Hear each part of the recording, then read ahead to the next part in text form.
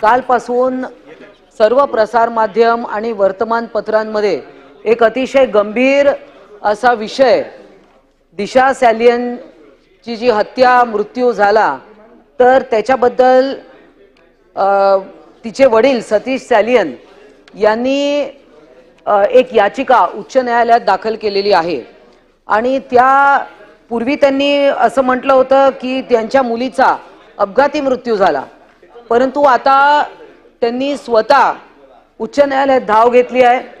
अनेक गंभीर बाबी आणि अनेक लोकांवर, महत्त्वाच्या व्यक्तींवर त्यांनी नाव घेतलेलं आहे। त्याच्यात काही कलाकार आहेत, काही राजकीय नेते देखील आहेत, काही पोलीस ऑफिसर आहेत। परंतु हे अशा परिस्थितीमध्ये एखाद्या महिलेचा गूढ पद्धतीने मृत्यू होणं आणि या मृत्यूची उकल न होणं ही अत्यंत गंभीर बाब आहे। आणि यामध्ये जे याचिकेमध्ये नावं घेतली आहेत ती अतिशय मोठी नावं आहेत। त्यामध्ये तपास यंत्रणांवर देखील प्रश्नचिन्ह निर्माण केलेले आहेत।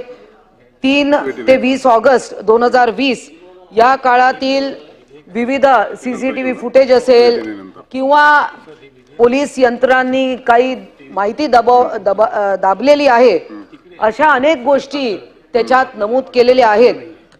मुंबईच्या माजी महापौर यांच्यावर देखील गंभीर आरोप, हे प्रकरण दाबून टाकण्यासाठी वारंवार ज्या विक्टिम आहे त्यांच्या घरी जाणं, त्यांच्यावर दबाव टाकणं, अशा पद्धतीच्या या गोष्टी घडलेल्या आहेत।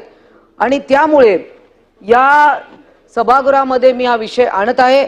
एका महिलेच्या आयुष्याशी हा संबंधित निगडित आहे आणि एक होतकरू महिला जी एंटरटेनमेंट इंडस्ट्रीमध्ये स्वतःचं नाव ती प्रस्थापित करत होती, परंतु तिचा अशा पद्धतीने गूढ पद्धतीने मृत्यू होणं आणि त्या कुटुंबाला जवळपास नजर कैदेत ठेवल्यासारखं वागवणं, या फार गंभीर गोष्टी आहे।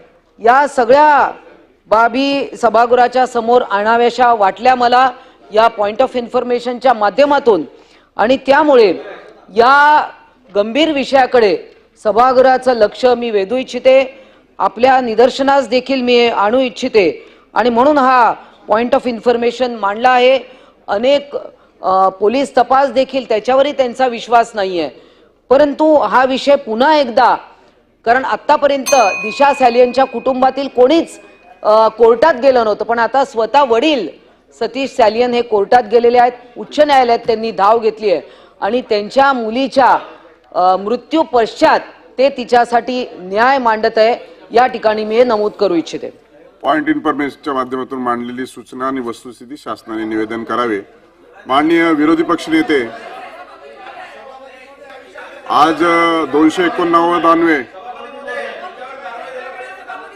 मी निर्देश दिले ना, शासनाने वस्तुस्थितीची निवेदन करावे शासनाला। पॉइंट ऑफ इन्फॉर्मेशन चर्चा कशी होणार?